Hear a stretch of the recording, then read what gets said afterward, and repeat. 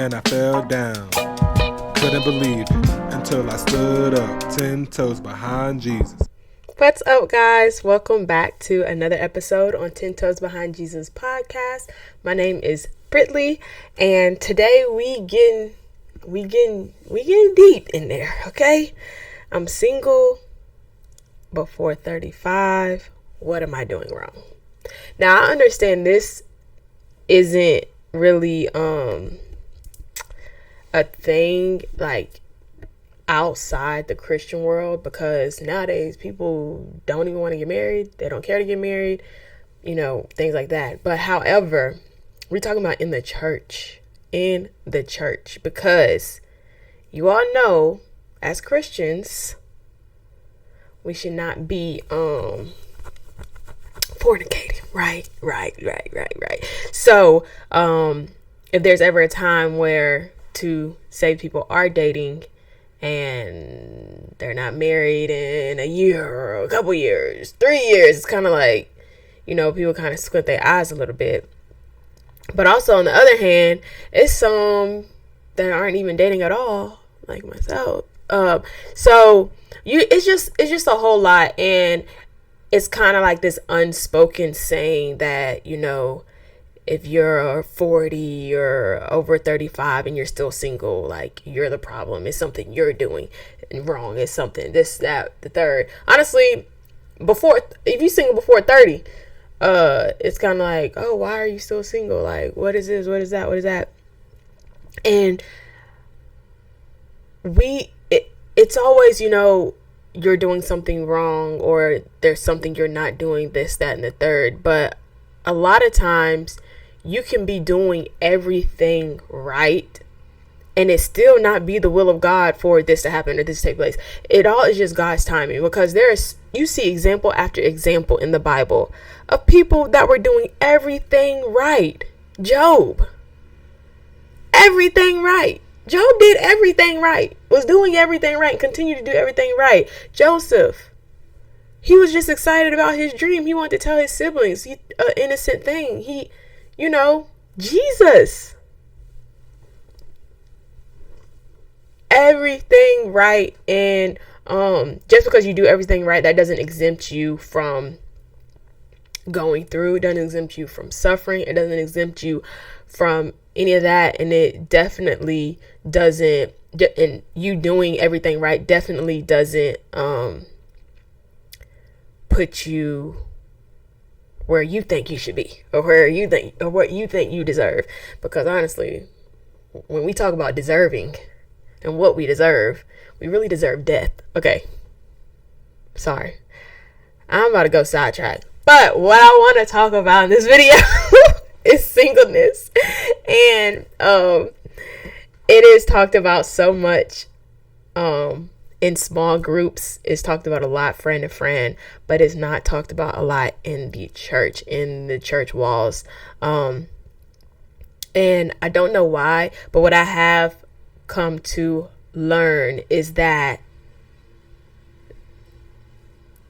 there's no answer for it. There's no answer, because we'll say serve. If you're single, you should be serving. Well, it's a lot of single sisters serving. Matter of fact, it's a lot of single sisters serving so hard that they tired of serving, but they still serving anyway, or they say, you got to get out there, you got to do this, you got to do that. Now they have dating apps, people out there, people doing this, people doing that. They're the only, what I've learned, I'm only 27, but what I've learned so far is that there's no guideline, there's no step-by-step program. Everybody's story is different. It's just a matter of, is this God's will? Is this God's timing? Point blank, period. And so I just want to encourage all the singles out there, not to beat yourself up, not to think that you should be doing a certain thing, not to think that, you're wrong, you're doing something wrong.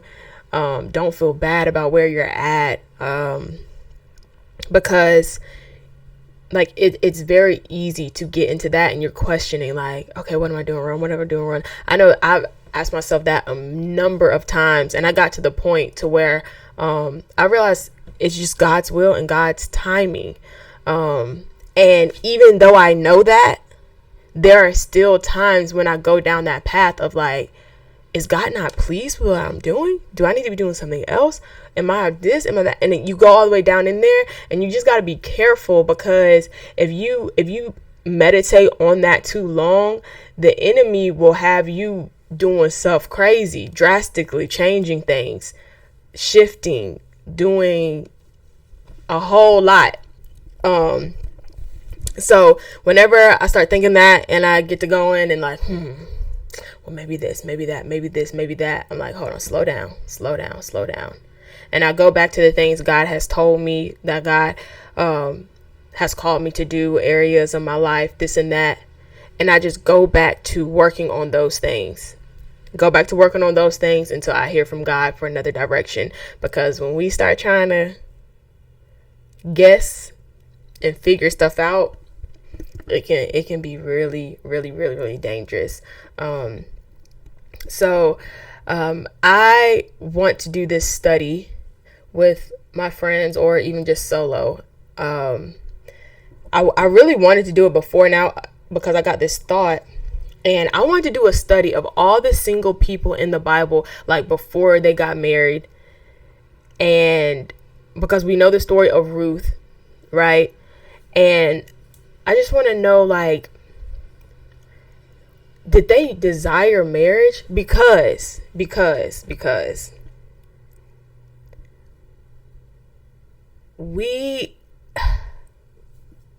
okay, let me backtrack. Let me try to explain my thought process with this.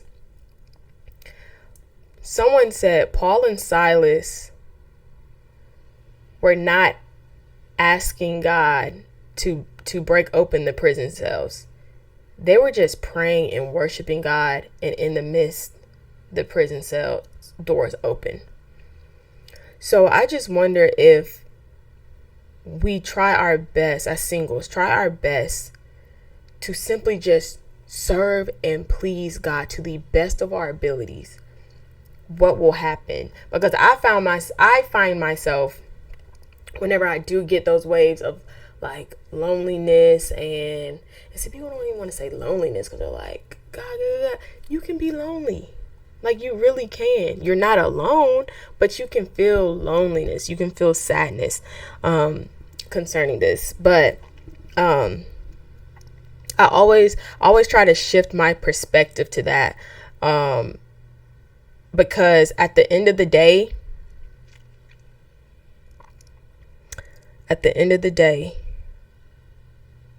I will never displease God by trying my best to honor his word and by obedience. And so we sometimes try to like make up stuff that we think God will like, or we think that God will be pleased. And instead of even trying to do all of that, just go to what you know God desires from you. Just go ahead and do what you know God desires of you. Prayer, fasting, like, well, let's just go back to the basics. Reading his word, like meditating on his word day and night. You're not gonna go wrong. You're not gonna go wrong there. So it's always like, if you don't know what to do, if you don't even know what to pray, my prayers have been so just, hey God, this is how I'm feeling. This is how I'm feeling. I know you want what's best for me. I know that. I know you want what's best for me, but it don't feel like it. And that's the truth. Sometimes it doesn't feel like it. But I know. Always but I know you do. I know you do. Doesn't feel like it. Help me to understand what you're doing. Just help me to understand what you're doing. You don't even gotta do what I'm praying for you to do, but if you just help me to understand, that's gonna make this a little easier. Truth be told, that's just gonna make this a little bit easier. And lo and behold, God delivers every time. God delivers every time. And these past 2 years have just been like really, really crazy because I usually am always like communicating with someone, like we call it the talking phase, like communicating, like getting to know someone. Okay, like, is this gonna work? Is that? I haven't even had that in like a long, long, long time. And I never thought that I would be here, be content with just being by myself, not talking to anybody, phone dry. We still moving on. And I think what God has like matured me in and shown me is that I would rather be alone than be with someone that is going to separate me from God. Like, that is going to cause a strain in me and God's relationship. And that's just the honest truth. I'm at the point where if you gonna do that, I'm good. I am good. Like, I don't want to have to like beg you to go to church. I don't want to have to beg you to pray, beg you to worship. Like, because at the end of the day, you starting to pull me away. You know what I'm saying? So, that thought alone has really helped me. Also, just being observant and watching, because there are some things that you will see and you'll really begin to be thankful that God has you where you are now. Like, I wanted 7 kids. Let's pause for that. I wanted 7 kids. Me now,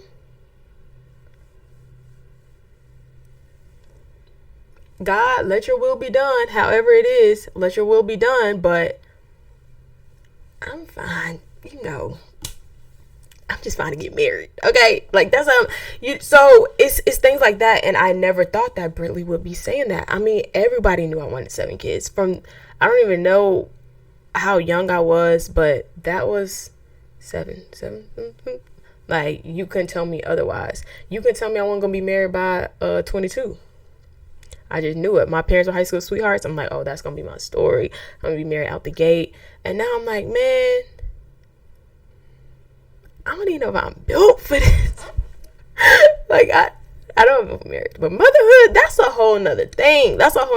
And so, like, as God is continuing to grow and mature in me, and just in life, as we get older, we start to learn more about ourselves. And I'm learning a lot about myself. And within that learning, I am thankful. I really am. And sometimes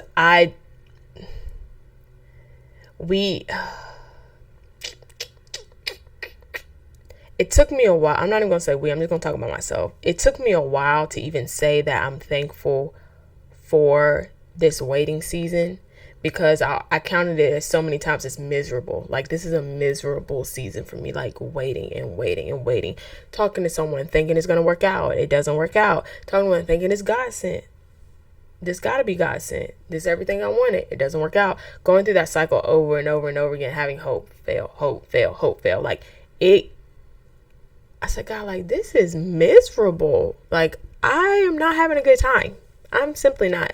So to turn around and then say, you know, God, I'm actually thankful though you did this the way you did. It's like, I guess that's pride. That was pride in me that didn't want to admit that, because how could something that looks so miserable and marriage, something I don't even have, and yet I'm still saying like, oh, I'm thankful. You know what I'm saying? The mind it's not right, because that's not right at all. But when you really think about it, you got to be honest, like, and say, you know what, I am thankful. I'm thankful that it didn't work out with things that happened in the past. I'm thankful that during that time it didn't work out because, you know, finances are this, finances are that. Something came afterwards that I didn't see at the time, and it wouldn't have even worked anyway. All those things. So yeah, this is just a little rant, chit chat about singleness before a certain age, a certain this, and we put age on things and we comparison kills.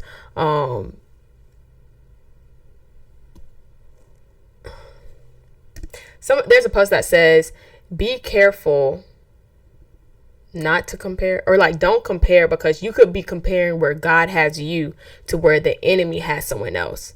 And it's like, oh, that's good. But even more than that, you could be comparing the grace that God has given you with the grace that God has given somebody else. You don't even know if you could handle that. Like, you really don't. You know what I'm saying? And like, if we really knew certain things that was going on, we'd be like, oh my gosh. So God, we'll go back to it, and I'll end on this, I guess, because I'm probably about to just start ranting. God wants the best for you. God wants more for you than what you think you want. My coach in college, my coach in college used to say that that he has like such high expectations for me. And he would say, I have higher expectations for you than you have for yourself. Like, I want it more than you even want it for yourself. And I'm like, how in the world can this man tell me that he wanted more from me than you know what I'm saying? Then I became a track coach. And I'm looking at my kids like, you don't even know. Like, I want you to be the best ever. Like, I want you to win every race. I want you to break every record. I want you to love this. I want you to enjoy this. Like, I want this so bad for you. And then I see the choices they make. I see the things they decide to do. And it's like, man, like, you don't know how much I want this for you. And they don't see it. They don't get it yet. Over time they will. But sometimes, like, I wonder if that's how God, like, looks at us. Like, and we're like, God, do you really know us better? Like, we're doing all this, silly stuff, silly things. And God is like, you just don't know. I want so much for you. Like, more than you even know. Ooh, that's making me get a little emotional. But God wants the best for us. Like, the absolute best. Number one. He does. So that's all for this podcast. Thank you guys. If you stayed to the end, thank you guys for listening or watching, whatever platform you are on. If you would like to support, like, comment, subscribe, check out 10toesbehindjesus.com. You can buy some merch. All proceeds go to the church build in Mexico. And if you're interested in just connecting more, follow me. I got all social media pretty much. And yeah, don't forget to stay 10 toes behind Jesus, because he's 10 toes behind you. See y'all in the next video.